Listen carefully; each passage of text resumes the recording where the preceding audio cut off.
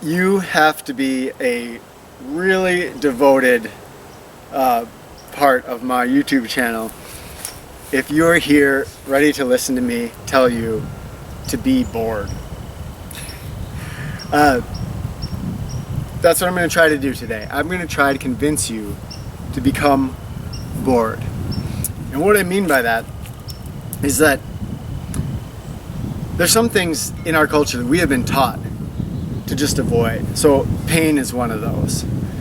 Cold is one of those. It's not good to be cold. It's not good to experience pain. Boredom is another one. It seems like a no-brainer. Boredom is to be avoided at all costs. And our whole culture's built around this. In fact, if you look, entertainment is everywhere. You can be in your house and you can have the TV on, or the radio on. You can have the internet going. If you get in your car, there's the radio, or I guess new cars have all kinds of little video things in them, and there's going to be ads and billboards. Everywhere you go, this entertainment is offered up. And what that does is it revs up our mind. It gets our mind basically revved faster and faster and faster.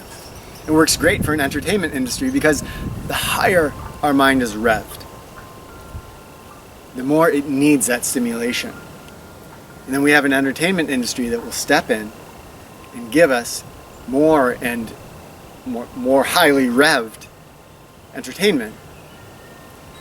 And then that revs our mind higher. And we have this beautiful cycle that feeds basically a mind addiction to having that highly revved up mind. You can see it in movies. If you look, movies of 20 years ago, where from our standards, the action looks pretty slow and relaxed. And then you look at some of the superhero movies today, or Transformers or something, and it's just boom, boom, boom, fight scene, action, action, action. And it makes you wonder a little bit in 10 or 20 years if we're going to have to just dispose of plots altogether and just have action the whole way through. Boredom is actually the sensation of your mind slowing down. And when a mind slows down, it becomes more powerful. It becomes more aware. And oddly, it becomes able to deal with chaotic situations. A highly revved mind, it's set off by the tiniest things. And when it meets an emergency situation or a chaotic situation, it flies instantly into panic. A cool, relaxed mind, a slowly revved mind, not only can be aware of slow situations around it, but when it encounters a highly revved situation, a chaotic situation, or an emergency, it doesn't fly into panic mode in the same way. So slowing down your mind is actually strengthening your mind, strengthening your awareness, strengthening your mental and your emotional resilience.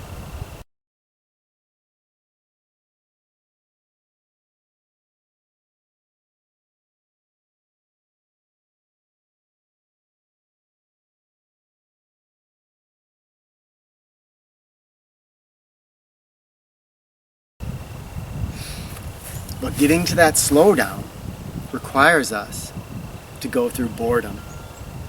I get to see a lot of students go through that out here as they live in the woods, and then their mind slows down, their situation is slowing down, and it's really easy to get bored. And of course, we've been taught to avoid the boredom. But when you start to harness that and actually seek boredom out, it's if you're a weightlifter, it's like that good pain of lifting that weight and feeling that burn. If you are, a runner, it's that delightful pain that you feel in your lungs, in your legs when you're pushing your body. If you've followed Rebecca and I's suggestions to take a cold shower, it's that burst of cold that gives you that vitality and that feeling of strength. Boredom, same thing for your mind. Every time you're bored, if you can go into it, your mind will set its baseline a little bit slower. Its rev a little bit slower. Here's what you can do to harness it. Is to intentionally seek out some quietness. And that might mean a meditation practice, but for a lot of people, it's as simple as the drive into work, resisting the temptation to turn on the radio. To instead be there with the driving task. It might feel almost painful, because boredom is almost a kind of pain. But it's a good pain. It's making you grow. So what I try to do to slow down my rev is pick times in my day when I would choose something that was really stimulating, and instead consciously choose nothing or not engaging with media. It can be silent time with your family where there's no talking. It can be enjoying a meal if you're sitting down to have a meal and just not answering the phone when it rings, just enjoying that meal. Sitting, being there, being mindful, being present, and engaging with that feeling of boredom. As soon as most of us feel boredom, that resistance comes up. And what we try to do is fill that boredom, get rid of that boredom with revving up our externals. So as soon as I feel bored, the temptation is to go and turn on that radio, get some music going. See what happens if you resist that temptation. I would love to hear your experience with this.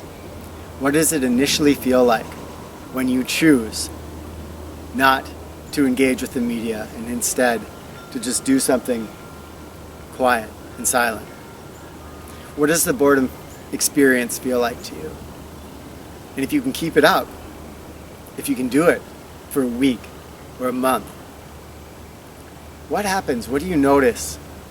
Long-term results, short and long-term results of making this a practice.